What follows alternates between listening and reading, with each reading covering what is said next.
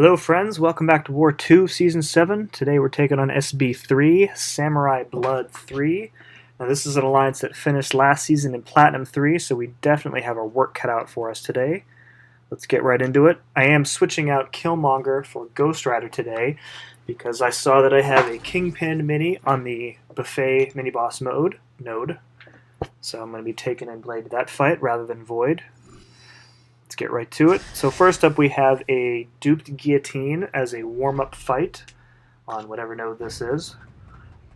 So guillotine, really easy fight. My goal here, as usual in these types of fights, is just to finish the fight at 100% or at the true 100% yellow bar with health. So she's being, pretty cooperative with her special attacks, just trying to work the debuffs up. Like I said, there's nothing really special going on with this fight here. She has a nasty bleed if she catches you with a combo, so do gotta watch out for that. And she also has a very long reach with that sword, so you have to be extra careful with your dash backs. If you dash back too early, she will reverse intercept you, and then you're gonna get comboed and wrecked. So extra aware of what's going on, and she goes down with little to no issue. And that's the easy stuff. So now here is a truly heinous placement. So this is a 565 Killmonger on the cornered Power Start 1 node. But this person, and I didn't notice this, is running Suicide. So you notice right away he gets 2 bars of power immediately from the cornered activating on Power Start 1. So right away you have to bait and dodge an S2, and then because he has that poison on him, you're giving him double power again the entire time. And immediately here I'm getting back to the corner, he heavies me, and it's pretty much over at this point. So I'm trying to do what I can here before he launches his Special 3, and here it comes, and I'm just sitting here like stupefied because I had no idea what had happened in this fight until I went back and reviewed it after the fact. So, alright, so I healed up Void a few minutes later after I reviewed what happened.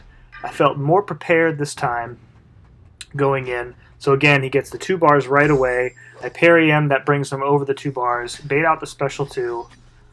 Okay, and I'm feeling pretty good. I know what's happening now. I'd rather push him to 2 bars, and somehow he parries me. The node doesn't have limber, instantly launches a Special 2, and I am wrecked in a single hit. So 2 deaths on what is usually a diversity node. But I gotta, I'm not even mad about this. This was a truly, really smart placement, and I think it works because this person Rook is running the suicides. I don't think it would have been nearly as difficult otherwise. So shout out to you, Rook. Good placement on that one. All right, so here we have the Kingpin mini-boss on the Buffet node. So I go in with Blade just for the damage increase. And it looks like I did pop a combat regen boost just to save me from using a few extra items to top off my health for Blade and for Void. So this Kingpin, very cooperative with the special attacks. I don't want to use my Special 1 because he will probably just end up eating the bleeds with his rage. I use my Special 2 because it does way more damage. The bleeds are less powerful, but overall the damage is much more than what the Special 1 is, so I'm going to stick to that. I think unless I need to push him over like I did here, if I need to push him over a bar of power, I do use my Special 1. Looks like he only ate 1 of the bleeds, so it wasn't too bad. So right here, I don't think that was enough, so I'm going to have to do another parry to get him over. You have to be very careful because he could eat the parry stuns too, but looks like this fight wasn't too bad in terms of him eating my debuffs. The Buffet node is healing him up a couple times here. See there, he gains a considerable amount of health. But I know that I've got plenty of time. I just have to be patient, work back up to that Special 2, and then it's going to be fine. So he did eat that parry stun, you see, but he dexed back instead of attacking into me, so I got a little bit lucky there. And then 1 more S2, and he goes down. Pretty good fight overall. Definitely anything was better after that Killmonger. Alright, so surprise, surprise, we don't have a Black Panther on the armor up node. It is a Ghost, who is not a particularly good defender. I suppose the danger is if you don't know her special attacks very well, then maybe she can catch you unaware. I get reverse intercepted there and take a combo, but I do still have the regen boost on, so it's not a huge problem. I'm slow in getting the debuffs up on her, and I am already backed against the wall, so I'm trying to hit into her as much as I can. Push her to special 2 is fine, because both of her specials are easy to dodge. Special 2 has her end up close to me, so I can go right back in with the punishment. Get the intercept off there, launch my S1. Got all 6 debuffs on her now. I probably should have held that last special 1 for a little bit, only because now she's almost dead, but I have Fear of the Void up, which means I'm not degenning her. But it's okay. I dodge the special 1 there, special 2, and go back in for the kill.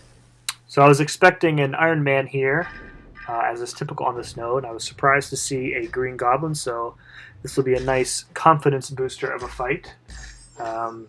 After I'm still I was thinking about this Killmonger. This was this morning I did this path, and I was thinking about that Killmonger placement a couple hours later. Just amazed. That must get him a kill probably every war, because people don't expect a Killmonger that early on a path. And the suicides, oh man, I'm still just very impressed.